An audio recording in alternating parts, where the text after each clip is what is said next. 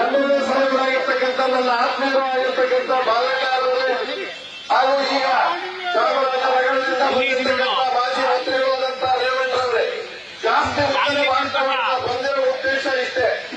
ಯಾರಿಗೆ ಓಟು ಈ ಸಾರಿ ಯಾರಿಗೆ ಓಟು ಯಾಕೆ ನೀವು ವಿಚಾರವನ್ನು ಹೇಳ್ತೀರಿ? ನಾನು ಸುಮಾರು ವರ್ಷಗಳಿಂದ ಸುರೇಶ್ ಶಿವಕುಮಾರ್ ಜೊತೆ ಪರಿಚಯ ಇದ್ದೇವೆ. ಆದ್ರೆ ನನಗೆ ತಿಳಿದ ಮಟ್ಟಿಗೆ ನಾನು ಸುಳ್ಳು ಹೇಳಕ್ಕೆ ಇಷ್ಟಪಡೋದು, ಯಾಕೆಂದ್ರೆ ಸುರೇಶ್ ಸುಳ್ಳು ಹೇಳಲ್ಲ. ಹಾಗಾಗಿ ನಾವು ಅಕಸ್ಮಾತ್ ಹೇಳಿದ್ರೆ ಅವ್ರ ಇದ್ದಾಗ ಹೇಳೋಣ, ಅವ್ರ ಇದ್ದಾಗ ಹೇಳೋದು ಬೇಡ. ಯಾಕೆಂದ್ರೆ ಪ್ರಾಮಾಣಿಕವಾದ ವ್ಯಕ್ತಿ. ನಾನು ನೋಡುವಾಗ ಲೋಕಸಭೆಯಲ್ಲಿ ಅತ್ಯುನ್ನತ ಪ್ರದರ್ಶನವನ್ನು ನೀಡಿರ್ತಕ್ಕಂಥ ರಾಷ್ಟ್ರದ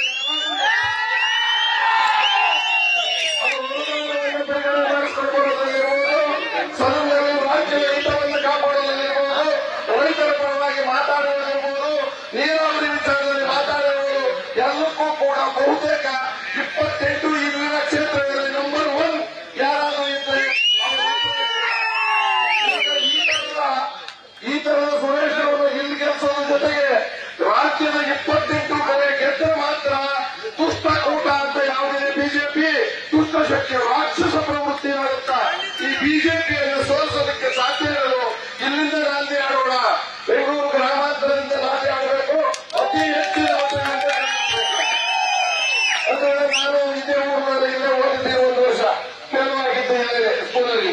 ಅದಾದ್ಮೇಲೆ ಮಟ್ಟಕ್ಕೆ ಹೋಗುವಂತಂದ್ರೆ ನಾನು ಈ ಊರಿನವರೇ, ನನ್ನ ಜಮೀನು ಎಲ್ಲ ಇದೆ, ನನ್ನ ತಮ್ಮ ಸೋಮಶೇಖರ್ ಅಂತ ಮುತ್ಸಾಗರದಲ್ಲಿದ್ದಾರೆ. ಹಾಗಾಗಿ ನಾನು ಆ ಬಾಂಧವರಲ್ಲಿ ಮದುವೆ ಮಾಡ್ಕೊಳ್ತೀನಿ. ಒಂದು ಓಟು ಆ ಕಡೆ ಈ ಕಡೆ ಹೆಚ್ಚು ಕಡಿಮೆ ಆಗಿದೆ, ಕೈಗೆ ಕೈ ಕೊಡದೆ ಕೈಯನ್ನು ಅಸ್ತಗಳನ್ನು ನೀಡಿ ಅದಕ್ಕೆ ಕುದಿಬೇಕಾಗುತ್ತೆ ಮತವನ್ನ. ನೀವು ಬಿಜೆಪಿಗೆ ಬುದ್ಧಿ ಕಲಿಸೋದಕ್ಕೆ ತಲೆಗೆ ಕುದಿರಿ, ಇವರಿಗೆ ಮತಕ್ಕೆ ಕುದಿರಿ ಅಂತ ಹೇಳಿ ನಿಮಗೆ ಮಾತನ್ನ ಹೇಳ್ತಾ ಇದ್ದೀನಿ.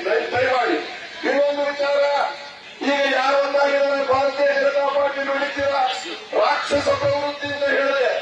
ಯಾಕೆ ಹೇಳಿದೆ ಅಂತಂದ್ರೆ ಮತ್ತು ಪ್ರಚಂಡ ಯಾರಾದರೂ ಭ್ರಷ್ಟಾಚಾರ ಮಾಡಿದ್ದೆ ಚುನಾವಣಾ ಬಾಂಡಿನ ಹೆಸರಿನಲ್ಲಿ ಆ ಭಾರತೀಯ ಜನತಾ ಪಾರ್ಟಿ ಬಿಜೆಪಿ ನಿಮಗೆಲ್ಲ ಗೊತ್ತಿದೆ. ಅಲ್ಲಿ ಬೇಕಾದಷ್ಟು ಮಾಜಿ ಮುಖ್ಯಮಂತ್ರಿಗಳಿದ್ದಾರೆ ಬಿಜೆಪಿಯಲ್ಲಿ, ಹಾಲಿ ಮುಖ್ಯಮಂತ್ರಿಗಳು ನಮ್ಮಲ್ಲಿದ್ದಾರೆ, ಮುಂದೆ ಆಗೋರು ಇದ್ದಾರೆ, ಮುಂದೆ ಆಗಬೇಕಾಗಿರೋರು ಇದ್ದಾರೆ.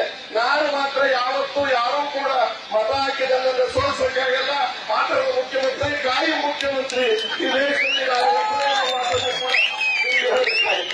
ಮದುವೆ ಆ ದೃಷ್ಟಿಯಿಂದ ನನ್ನಿಂದ ಉಪಯೋಗವೂ ಇಲ್ಲ, ಅಪಾಯವೂ ಇಲ್ಲ. ಆದರೆ ರಾಜ್ಯದಲ್ಲಿ ಉಪಯೋಗ ಆಗಬೇಕಾದ್ರೆ ನೀವು ಆಯ್ಕೆ ಮಾಡಿದ ಮುಖ್ಯಮಂತ್ರಿಗಳನ್ನು ಮಾಡಬೇಕು. ಇನ್ನು ಜೆಡಿಎಸ್ ಬಗ್ಗೆ ನಾನು ಹೇಳೋದಿಲ್ಲ. ಈಗಾಗಲೇ ನೋಡಿದ್ರಿ 2,000 ರೂಪಾಯಿ ಹಣವನ್ನು ಗ್ಯಾರಂಟಿಯ ವಿಚಾರದಲ್ಲಿ ಕಾಂಗ್ರೆಸ್ ಸರ್ಕಾರ ಮಾಡಿದ್ರು ಶ್ರೀಮಂತ ಕೆಲಸವನ್ನ 5 ಗ್ಯಾರಂಟಿ ಹೇಳಿ ಹೇಳಿದ್ರು, ಬಹುತೇಕ ಕೊಟ್ಟಿದ್ದಾರೆ. ಆದ್ರಿಂದ ಈಗಾಗಲೇ ಹೇಳ್ತಾ ಬರ್ತಿದ್ರು ತಾಯಿ 2,000 ಬಂತ, ಯಾರಿಗೆ 2,000 ಬಂತ ಬಂದಿದೆ ಎಂದು ಮಾತ್ರ ಹೇಳಿದ್ರು. ಬಂದಿರತಕ್ಕಂಥದ್ದು ಅಷ್ಟೇ ಅಲ್ಲ, ಮುಂದೆ ಈ ತರದ ನಾನಾತ್ಮಕ ಅನುಕೂಲಗಳಾಗಬೇಕಾಗಿದೆ. ಈ ದುಷ್ಟಶಕ್ತಿಗಳನ್ನು ಸೋಲಿಸಬೇಕಾಗಿದೆ. ಆದ್ರೆ ಕುಮಾರಸ್ವಾಮಿ ಅವರೆಲ್ಲ ಒಂದು ಕಡೆ ಹೇಳಿದ್ರು, ಬಿಜೆಪಿಯನ್ನು ಕಾಂಗ್ರೆಸ್ನವರು ಉಚಿತವಾಗಿ ಕೊಡಕ್ಕೆ ಹೋಗಿ ಹೆಣ್ಮಕ್ಳು ಕೊಡಿ, ಹೆಣ್ಮಕ್ಳು ದಾರಿ ತಪ್ಪಿದ್ದಾರೆ ಎಂದು ಯಾರಾದ್ರೂ ಹೇಳೋ ಮಾತೇನ್ರಿ ತಾಯಂದರಿಗೆ ಹೇಳ್ತಕ್ಕಂಥ ಮಾತ. ಇಂಥವರೆಲ್ಲ ನಾಳೆ ದಿವಸ ರಾಜ್ಯವನ್ನು ಕೊಟ್ಟ ಮತ್ತೆ ಬರ್ತಿದ್ದಾರೆ. ಅವರ ತಣ್ಣನ ಹೆಂಡತಿ ಭವಾನಿಯವರು ಅವ್ರದ್ದು ದೊಡ್ಡ ಕಾರ್ ಆಕ್ಸಿಡೆಂಟ್ ಆಗಿ ರೈತ ಆಗ್ತದಂತ ಅವ್ರಿಗೆ ಏಟಾಯ್ತು. ಅದನ್ನ ನಾವಾದ್ರೆ ಏನ್ ಮಾಡ್ತೀವಿ, ಯಾರು ಊಟ ಬಂದ್ರೆ ಇರೋದು ಆಸ್ಪತ್ರೆ ಕರ್ಕೊಂಡೋಗಿ ಶುಶ್ರೂಷೆ ಮಾಡ್ತೀವಿ. ಅವರು ಸಹಾಯಕ್ಕೆ ಬಂದ ನನ್ನ ಕಾರ್ಗೆ ನೀ ಸತ್ರ ನನಗೇನು ನನ್ನ ಕೋಟಿ ಕಾರಣ ಆಯ್ತು ಅಂತ ಅಂದ್ರು. ಈ ತರದವರೆಲ್ಲ ಕೂಡ ಇವತ್ತು ಭಾರತೀಯ ಜನತಾ ಪಾರ್ಟಿಯಲ್ಲಿ ಸೇರಿ ಓಟ್ ಕೇಳಕ್ ಬರ್ತಾರೆ. ದಯಮಾಡಿ ತಾವು ಗಮನ ಇಟ್ಕೊಳ್ಬೇಕು. ಬಹಳ ಉತ್ತರ ರಾಷ್ಟ್ರ ಮಾಡಕ್ಕೆ ಇಷ್ಟ ಇದ್ರು ಕೂಡ ಹೆಚ್ಚಿನ ಮಾನವ ಕಲೆಗೂ ಬೇರೆ ಬೇರೆ ಕಡೆ ಕಾರ್ಯಕ್ರಮಗಳಿಂದ ನಾವು ನೀಟಾಗಿ ಹೇಳ್ಕೊಳ್ಳೋದೇ ಇಲ್ಲ. ಆಮ್ ಆದ್ಮಿ ಪಾರ್ಟಿಯಿಂದ ಕೇಜ್ರಿವಾಲ್ ಅವರು ಜೈಲಿನಲ್ಲಿದ್ರೂ ಕೂಡ, ಇನ್ನು ಲಕ್ಷಾಂತರ ಜನ ಜೈಲು ಹೋದ್ರು ಕೂಡ ಈ ಸಾರಿ ಕಾಂಗ್ರೆಸ್ ನಾಯಕತ್ವದಲ್ಲಿ ತಮ್ಮ ಈ ಘಟಬಂಧನ ಗೆಲ್ಲಬೇಕು ಅಂತ ಹೇಳಿ ಕಳಿಸಿದ್ದಾರೆ. ಅದಕ್ಕೆ ನಿಮ್ಮೆಲ್ಲರೂ ಬಾಗಾರ ವಿಷಯಗಳಲ್ಲಿ ಮನಸ್ಸನ್ನು ಮಾಡಿ ನಮ್ಮ ಈ ರಾಜ್ಯದಲ್ಲಿ 28ಕ್ಕೆ 28 ಲೋಕಸಭಾ ಕ್ಷೇತ್ರದಲ್ಲಿ ಗೆಲ್ಲಿಸಬೇಕಾಗಿದೆ ಅನ್ನೋ ಮಾತನ್ನು ಹೇಳ್ತಾ ಮತ್ತೊಮ್ಮೆ ಮನದೊಮ್ಮೆ ಬಹಳಷ್ಟು ಹೋಗಬೇಕಾಗಿದ್ದ ನಾನು ಸಂಪೂರ್ಣ ರಾಜ್ಯಾದ್ಯಂತ ಎಲ್ಲೆಲ್ಲಿ ಸಾಧ್ಯವಾಗೆಲ್ಲ ಹೋಗಿ ಕೇಜ್ರಿವಾಲ್ ಅವರಿಗೆ ಆಗಿರ್ತಕ್ಕಂಥ ಅನ್ಯಾಯ, ಅವ್ರನ್ನ ಅರೆಸ್ಟ್ ಮಾಡಿದ್ದಾರೆ, ಅವ್ರನ್ನೆಲ್ಲ ಅರೆಸ್ಟ್ ಮಾಡಿರೋದು ಪ್ರಜಾಪ್ರಭುತ್ವವನ್ನು ಅರೆಸ್ಟ್ ಮಾಡಿದ್ದಾರೆ ಬಿಜೆಪಿಯವರು.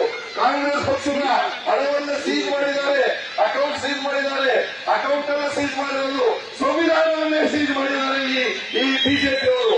ಆ ಸಂವಿಧಾನವನ್ನ ಯಾರು ಸಂವಿಧಾನ ವಿರೋಧವಾಗಿದ್ದಾರೆ, ಸಂವಿಧಾನ ವಿರೋಧಿಸ್ತಿರುವ ಎಂಪಿಗಳು ಅವರ ಜೊತೆಲೇ ಇದ್ದಾರೆ. ಆ ದೃಷ್ಟಿಯಿಂದ ಬಂದರೆ ಇವೆಲ್ಲವನ್ನು ಪ್ರಜಾಪ್ರಭುತ್ವವನ್ನು ಉಳಿಸೋದಕ್ಕೆ, ಸಂವಿಧಾನವನ್ನು ಉಳಿಸೋದಕ್ಕೆ ನಾನು ನಿಮ್ಮೆಲ್ಲರೂ ಪಾದಾಭಿವಂದನೆಗಳಲ್ಲಿ ನಮಸ್ಕಾರ ಮಾಡಬೇಕು. ಆಗಲ್ಲ, ವಯಸ್ಸಾಗಿದೆ, ಒಂದು ಬಗ್ಗಕ್ಕಾಗಲ್ಲ. ಈ ಮೈಕು ತಾಯಂದರು ತಾನು, ಈ ಮೈಕು ಗಂಡಸು ಕಾಲು ತೆಗೆದುಕೊಂಡು ನಿಮ್ಮೆಲ್ಲರೂ ಪಾದಾಗಳನ್ನು ಮುಟ್ಟಿ ಸುರೇಶ್ ಅವರನ್ನ ಅತ್ಯಧಿಕ